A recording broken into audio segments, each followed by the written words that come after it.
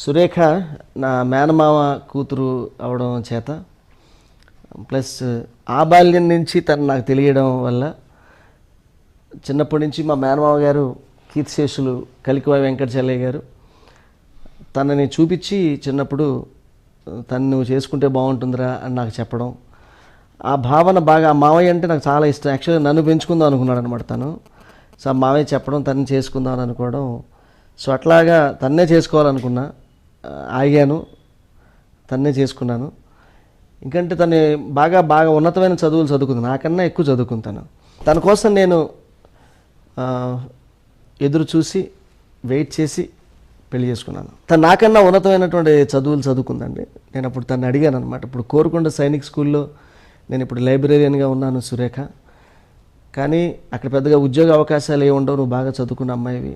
తర్వాత ఇంకో కూడా చెప్తున్నాను నీకు, నేను ఎంతో కాలం ఉద్యోగం చేయను, పూర్తి స్థాయిలో ఏదో ఒక రోజు గజల్ గాయకుడిగా మిగిలిపోవడానికి ఒక రోజు రిజైన్ కూడా చేసేస్తాను ఉద్యోగానికి. ఆ తర్వాత మనం స్ట్రగుల్ అవుతామా లేకపోతే చాలా గొప్పగా జీవిస్తామా అన్నది అది భగవంతుడు మనకు చెప్పాల్సినటువంటి అంశం కాబట్టి, అంటే మరి నాకేం లేదు, నువ్వు ఎట్లా అంటే అట్లాగా అంది. ఆ రోజు నుంచి ఈ రోజు దాకా, అంటే ఉద్యోగానికి రిజైన్ చేసినప్పుడు కానివ్వండి, తరువాత పాపని 6 నెలల పాపని చేతితో పట్టుకుని మేము హైదరాబాద్ షిఫ్ట్ అయినప్పుడు కానీ, ఆ రోజు ఎలా ఉందో ఇవాళ నేను 3 గిన్నీస్ రికార్డులు చేసిన తర్వాత మా పరిస్థితి ఎలా ఉన్నా, ఇవాళ అన్ని విధాలా బాగున్నా కూడా ఆనాడు ఎలా ఉందో ఈరోజు కూడా అతను అట్లాగే ఉంటుంది. ఇంకా ముఖ్యమైన విషయం ఏంటంటే, నేను కాస్త గజల్ శ్రీనివాసని కొంచెం ఆర్టిస్ట్ని మనం ఇట్లా ఉండాలని నేను అనుకుంటుంటాను. మనం ఇలాగే ఉండాలి, మనం ఎక్కువగా నేను పబ్లిక్ లైఫ్లోకి వెళ్ళడానికి ఎక్కువ ఇష్టపడినండి. మనకు నచ్చినట్టుగా ఉందాం సురేఖ, మనం ఇలా ఉంటే బాగుంటుంది, చాలా కష్టపడి ఈ స్థాయికి చేరుకున్నాం కదా, మన ప్రొఫైల్కి తగ్గట్టుగా మనం ఉండాలంటే నువ్వు ఉండు కానీ మాకు చెప్పకావన్నీ విషయాలు అని చెప్పి వీళ్ళిద్దరూ, మా అమ్మాయి సంస్కృతి తిను నాకు తెలియకుండా రోడ్ల మీద బజ్జీ పప్పులు తినడం అండ్ తర్వాత చాట్లకి తినేసేయడం, దొంగచాటుకి వెళ్ళి. తర్వాత ఎప్పుడన్నా పాలకొల్లు వెళ్ళినప్పుడు ఇంటి దగ్గర చుట్టూ జనం అందరూ అభిమానులు అందరూ ఉండగా వీళ్ళిద్దరూ బయటికి స్లో పారిపోయి మా ఆవిడ సంస్కృతిని ఇద్దరు కలిసి ఎర్ర బస్ ఎక్కేసి అటు ఇటు తిరిగేసి రిక్షాలు ఎక్కేసి జట్కాలు ఎక్కేసి ఇవన్నీ చేస్తారు.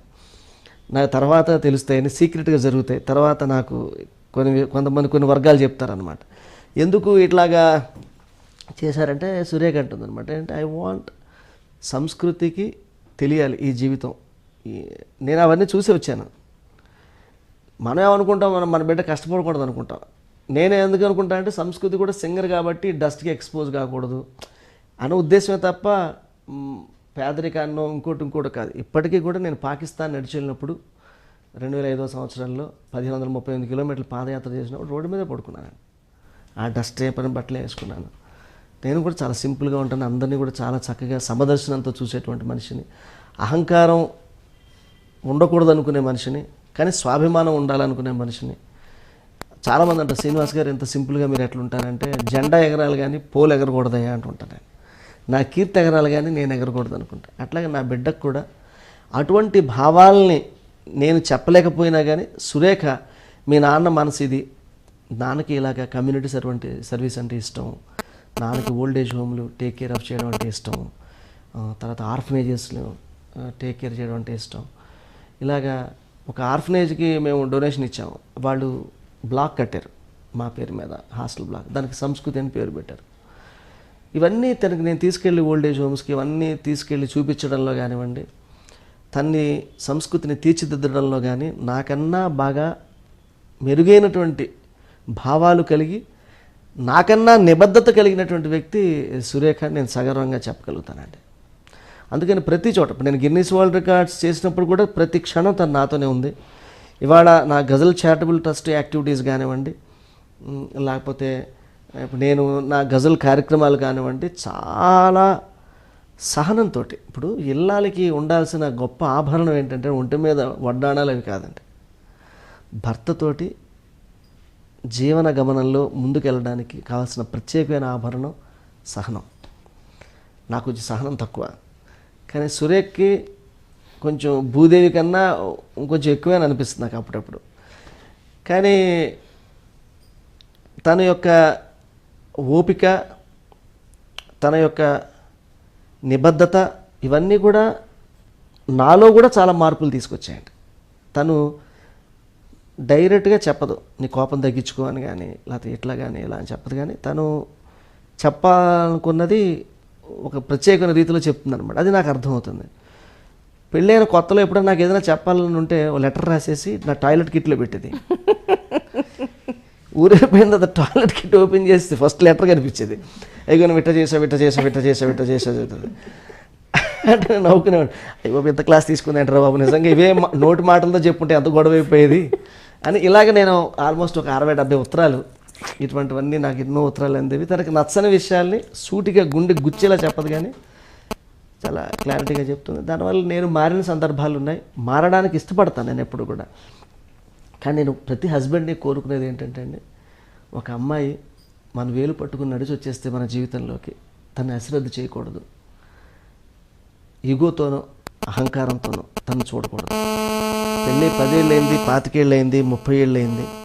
మనం జీవితకాలంలో ఎప్పటికప్పుడు ఇళ్ళని తిన్నావా లేదా అని అడిగానా ఎప్పుడైనా, నడుం వాల్చలేదేమని అన్నానా ఎప్పుడైనా, చీర నీకు బాగుందని పొగిడానే గాని ఆ చీరకు నీవే సొగసని అన్నానా ఎప్పుడైనా, తిన్నావా లేదా అని అడిగానా ఎప్పుడైనా, జడలో మల్లెల వాసన పీల్చానే గాని తన మనసులోని పరిమళాన్ని చూసానా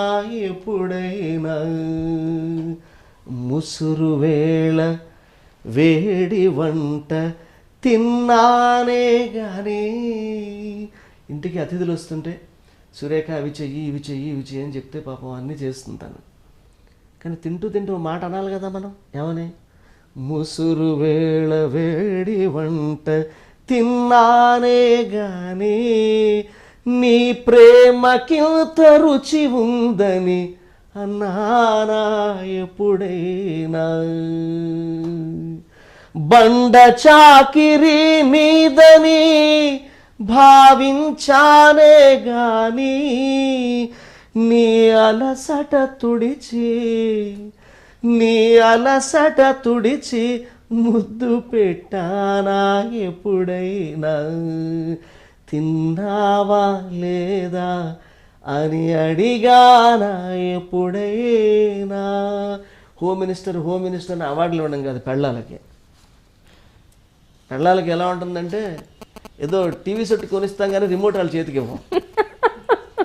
అట్లా ఉండకూడదు. అట్లా రిమోట్ కూడా ఇవ్వాలి, టీవీ సెట్ ఇవ్వాలి.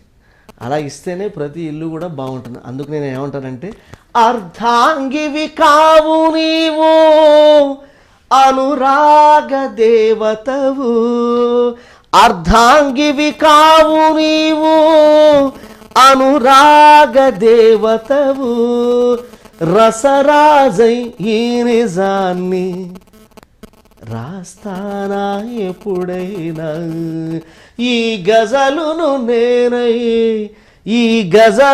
నేనై నిజాన్ని కూస్తానా ఎప్పుడైనా, తిన్నావా లేదా అని అడిగానా ఎప్పుడైనా, నడుం వాల్చలేదేమని అన్నానా ఎప్పుడైనా. కాబట్టి ఇల్లాల్ని కీర్తి చేసి పొగడం కాదు, తాను కూడా మన సహప్రయాణికురాలు అని అనుకుని, ఇల్లాలు అనే పదం చాలా గొప్ప పదం అండి. భార్య, అర్థాంగి, వీటిలన్నిటికన్నా ఈ ఇంటికి అందం ఇల్లాలు. ఇల్లాలు లేకపోతే అది ఇన్కంప్లీట్. అందుకనే ఇల్లు ఇప్పుడు ఇల్లు లాగలేనే లేదు, ఊరు నుంచి తను ఇంకా రానే లేదు. పెళ్ళాం పుట్టింటికి వెళ్ళినప్పుడు ఈ గజలు ఎలా ఉంటుందంటే, పెళ్ళాం పుట్టింటికి వెళ్తా ఇల్లు నేను చూసుకోలేనేంటి అని అంటాం. కానీ ఫస్ట్ 2 రోజులు బాగానే ఉంటుంది, 3 రోజుల తర్వాత చొక్కా దొరుకుతుంది, ప్యాంట్ దొరకదు, గుండి దొరుకుతుంది కానీ షూ దొరకదు, షూ దొరుకుతుంది కానీ సాక్స్ దొరకదు, బతుకు బండలైపోతుంది. కానీ ఇల్లాలు మమేకమైపోయినటువంటి భావన ఉన్నప్పుడు, తనే నేనైనప్పుడు, తాను నేనైనప్పుడు ఆ ఇల్లు తను ఎంత మిస్ అవుతుందంటే, ఆ ఇంట్లో తనను తనంత మిస్ అవుతాడంటే, ఇల్లు ఇప్పుడు ఇల్లు లాగలేనే లేదు, ఊరు నుంచి తను ఇంకా రానే లేదు, ఆ గదిలో మసలినట్టు ఇచట ఉన్నట్టు, నన్ను వదిలిపెట్టి తాను పోనే లేదు. తను ఎప్పుడు పుట్టింటికి వెళ్తానంటే, వెళ్ళు, నువ్వు లేకపోతే నేను ఉండలేనా అని చాలా గొప్పలు చెప్పాను. కానీ 3 రోజుల తర్వాత అర్థమైంది నాకు, ఏమని, ఇంత వెలితి దేనికి ఈ ఇంటికి నాకు, ఇంత వెలితి దేనికి ఈ ఇంటికి నాకు, తాను లేక నేను పూర్తి కానే లేదు. ఇందాక అడిగిన ప్రశ్నలో మీ అర్థానికి మీకు ఎంత సహకారం చేసిందంటే నేనేం చెప్పాలి, ఇంత కృషికి నాకు సమయం ఎక్కడిదంటే, ఇన్ని గిన్నిస్ రికార్డులు, పాకిస్తాన్కి ఆఫ్ఘనిస్తాన్కి శాంతి యాత్రలు, ఇన్ని సేవా కార్యక్రమాలు వెనకాల ఎవరున్నారు? ఇంత కృషికి నాకు సమయం ఎక్కడిదంటే, తన తీరిక తాను వాడుకోనే లేదు, గమనించావో లేదు ఓ మనసా, గమనించావో లేదు ఓ మనసా, దాంపత్యం లాంటి మైత్రి లేనే లేదు. 50 ఏళ్ళు కాపురం చేసిన మా అమ్మ, ఏదో మీ నాన్న ఎంత ముద్దపడేశాడు చాలేరా అన్న కొన్ని అద్భుతమైనటువంటి అనుబంధాల్లో అసలు భార్య ఎంత గొప్పది, ఎవరెస్ట్ శిఖరం గొప్పదా, ఒక భార్య యొక్క వ్యక్తిత్వం గొప్పదా అంటే నాకు ఎవరెస్ట్ శిఖరం ఎందుకు పనికిరాదనిపిస్తుంది. బహున్నతమైనటువంటి శిఖరాలు అవన్నీ కూడా. అందుకనే ఇల్లాలు అనేటువంటి పదం, హోమ్ మినిస్టర్ అనే పదం చాలా చాలా చిన్నదేమో అనిపిస్తుంది నాకు. But she's a homemaker. కాబట్టి ఆ ఇల్లాలు, ప్రతి ఇల్లాలకి శిరస్సు వంచి నమస్కరిస్తూ, వనితా టీవీ ప్రతి ఇల్లాలి యొక్క ఆత్మావిష్కరణాన్ని, వాళ్ళ అనుభవాల్ని, వాళ్ళ భావాల్ని, వాళ్ళ అనుభూతుల్ని ప్రజలందరికీ చాటి చెప్పి, ఇప్పుడు కొత్తగా పెళ్ళిళ్ళు చేసుకుని యువ దాంపత్యం ఎవరైతే దాంపత్యంలోకి వెళ్తున్నారో వాళ్ళందరికీ ఈ అనుభవాల ద్వారా స్ఫూర్తి కలిగించి ఒక మంచి సమాజాన్ని నిర్మించేటువంటి ప్రయత్నం చేస్తున్నటువంటి వనితా టీవీని నేను మనస్ఫూర్తిగా అభినందిస్తున్నాను. ఇటువంటి కార్యక్రమాలు చాలా చాలా అవసరం. ఎందువల్లంటే నాకు కూతురు పుట్టాలని కోరుకున్నాను, నేను కూతురే పుట్టాలని కోరుకున్నా. ఒకే ఒక బిడ్డ సంస్కృతి నాకు. ఎందుకు అనుకున్నానంటే, son is a son till he gets his wife, a daughter is a daughter all your life. కొడుకు పెళ్ళ వచ్చేంతవరకే, కూతురు జీవితాంతం వరకు. అందుకని నా ఇంటి నిండా నా కూతురు జ్ఞాపకాలు, నా ఇల్లాలి వ్యాపకాలు, మా అమ్మ ఆశీస్సులు, ఇవన్నీ కలగలిపిందే నా ఇల్లు, నా హోమ్. కాబట్టి ఆ హోమ్ మేకర్కి వినమ్రంగా నమస్కరిస్తూ ధన్యవాదాలు.